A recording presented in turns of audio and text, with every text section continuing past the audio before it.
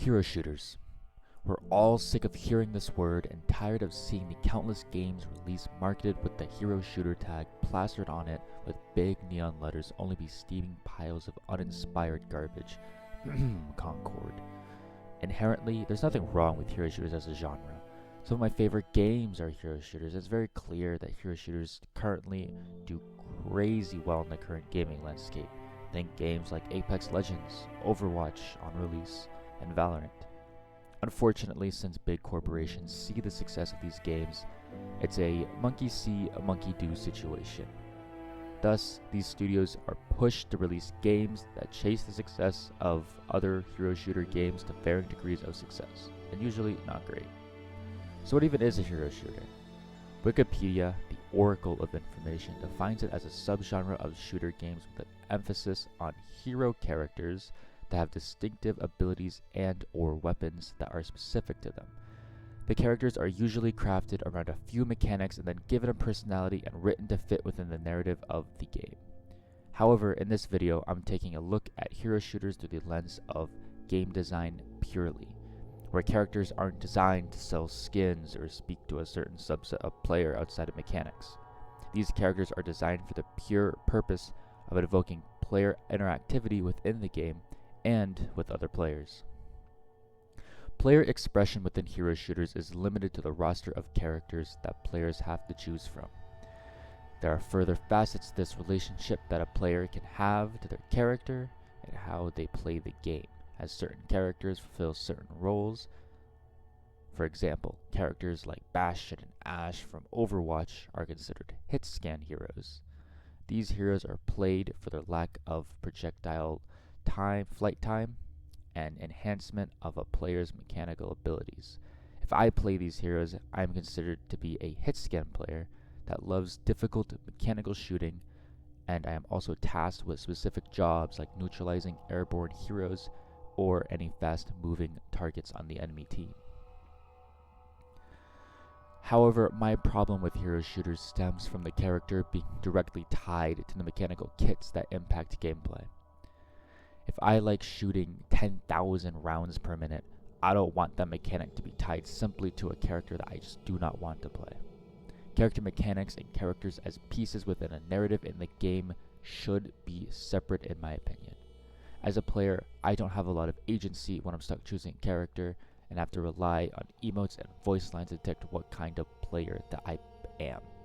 The only thing that distinguishes me as a character and as a player is my performance while playing as that character. For some, this level of representation is enough and are content to conform to the box of their characters, but for others, getting stuffed into these containers is suffocating, and that taste of freedom is so much better. So this is where Squad comes in, introducing a sandbox milsim, or military simulator, focused around ground-based infantry and vehicle combat with an emphasis on team communication.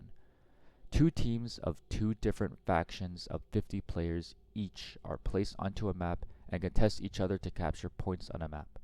One team wins when the other team is reduced to 0 tickets, which are needed for player and vehicle spawns, or whichever team has the most tickets when the set time limit of the match runs out. Players are organized into 3 general groups: pilots, armor squads, and infantry squads. Each of these major groups vary wildly from each other, requiring different skill sets from the other. Yet Squad isn't marketed as a hero shooter. It doesn't even appear as a tag in their Steam store page. So how is this game even remotely related to a hero shooter? As a concept of game design, each class that a player can choose from is designed specifically with a purpose, like a crewman kit being the only class to operate armored vehicles, or a heavy anti-tank kit the only class with access to deadly tandem rockets that tear through armored vehicles. However, true player expression, in my opinion, arises within the infantry squads. An infantry squad is made up of 9 players and is generally composed of a squad leader, 1 to 2 medics, 3 riflemen, 1 light anti-tank, 1 grenadier, 1 automatic rifleman, and 1 specialist, which can be a sniper, a machine gunner, a heavy anti-tank, or combat engineer. Each of these kits does something completely different from the other, with some classes having unique weapons or ordinances. However, each of these roles do nothing on their own and require the support of each of their other teammates in their squad. For instance, riflemen need the support of their grenadier to clear buildings or approach certain positions, while the rest of the squad depends on their anti-tank kits to protect them from wheeled or tracked threats.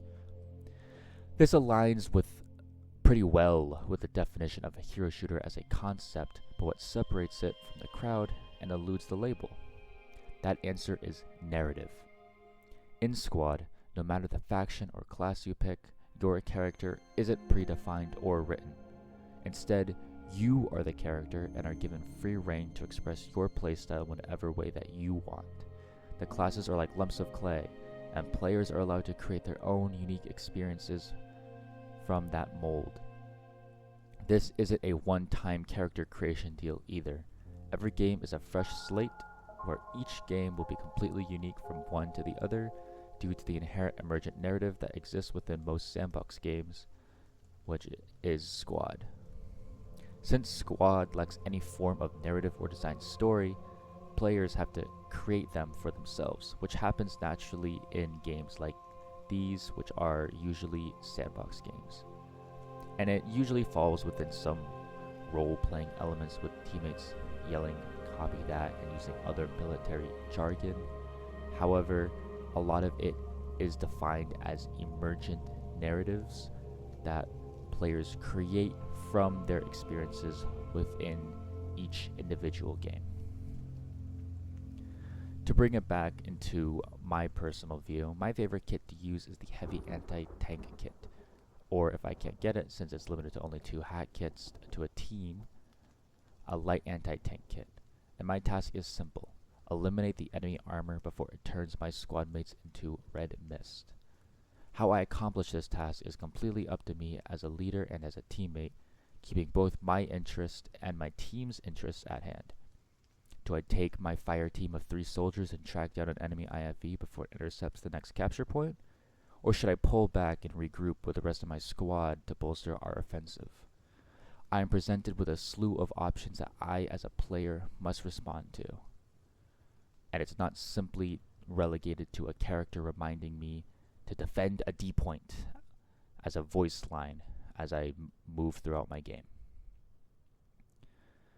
Playing nameless soldiers in a pointless conflict can tell a deeper, more meaningful story between players rather than a conflict only explained in a few lore cinematics and character interactions. Squad isn't a game that needs to be plastered with the tag of a hero shooter, but rather is a game that pushes the genre to its true definition. Hero shooters should let players be the heroes, and not the other way around.